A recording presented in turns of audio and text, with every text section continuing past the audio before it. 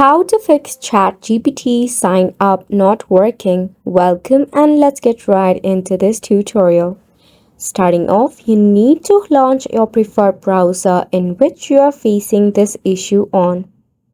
Firstly, check for your Wi-Fi connection. Sometimes when your Wi-Fi is acting super slow, you may face such issue as well. So firstly, tap on the notification panel to check for your connection. If your Wi-Fi is acting just fine, you may have to clear the cache.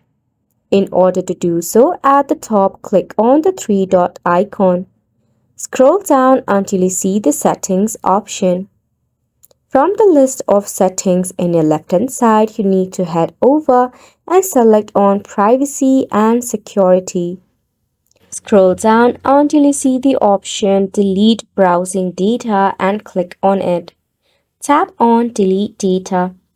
This will clear all the cache that is built up in your browser as well. After this, you need to refresh your PC. Then, tap Open your browser again.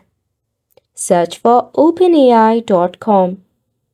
From the list of products that OpenAI have to suggest to you, you need to head over and select on ChatGPT Login.